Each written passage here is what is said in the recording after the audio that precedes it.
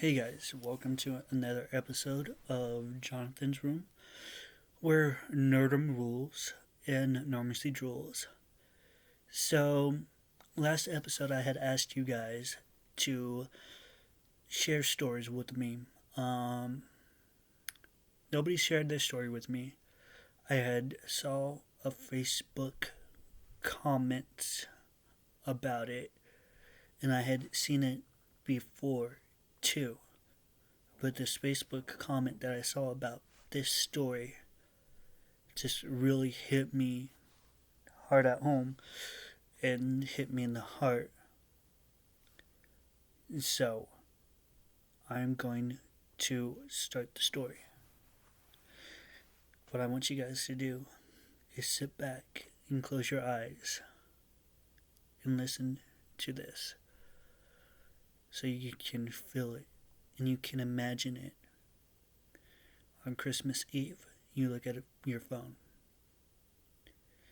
You get a notification that somebody who wants to hook up with you.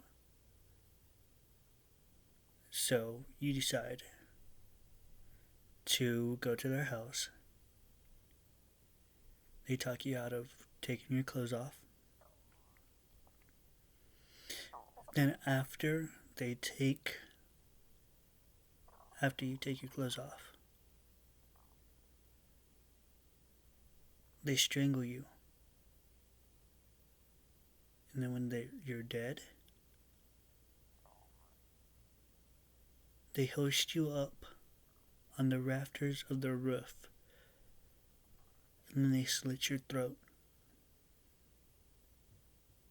Not only do they slit your throat, they decide to mutilate you.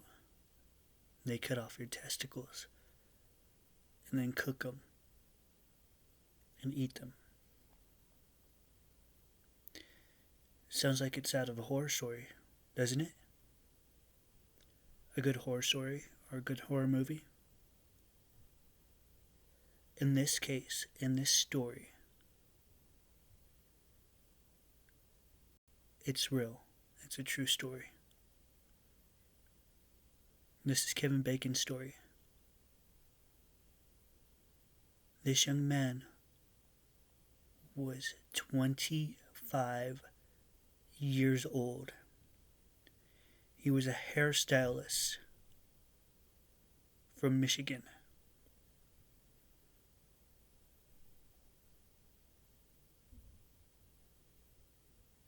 And he was killed. It could have been Christmas Eve. It could have been on the 28th of December when they found him. Either way, his family did not get to see him on Christmas Day because a horrible, soulless man decided to take his life. I'm not even going to go and say the man's name. It's not his story. It's not his voice that I want to convey.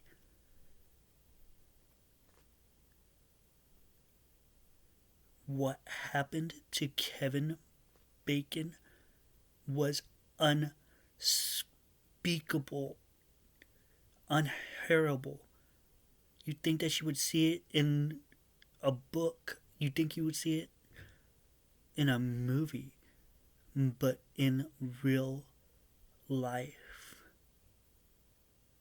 And just from a simple hookup, from a simple little app like Grindr.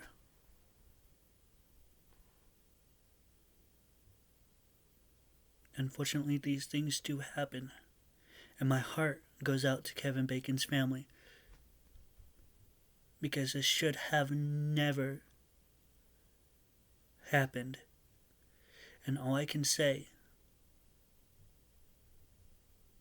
is that I hope the monster that decided to mutilate him, who decided to hang Kevin up like an animal, which he was not. He was a human being. Yes, he was gay. You know, I'm gay. The guy who killed him was part of the LGBT community, which gives us all a bad name. But nobody, not even an innocent young man like Kevin,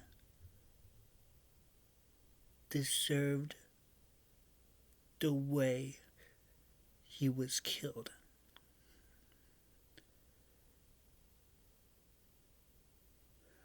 Especially not around such a sacred holiday.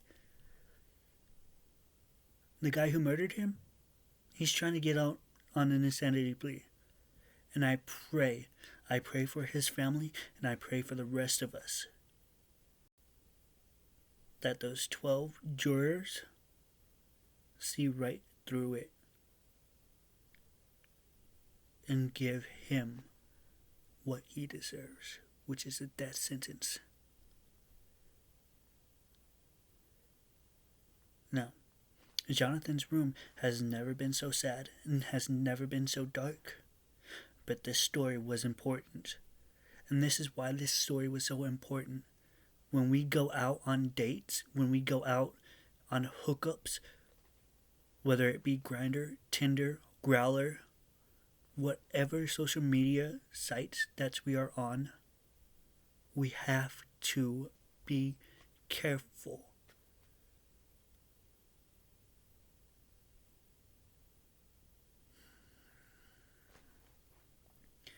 Kevin Bacon, I am using my voice to give you voice and to tell you that you're loved by the LGBTQ community, by your family, and you will never be forgotten.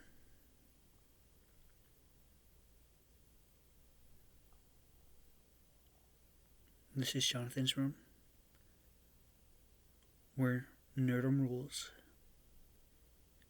and normalcy drools.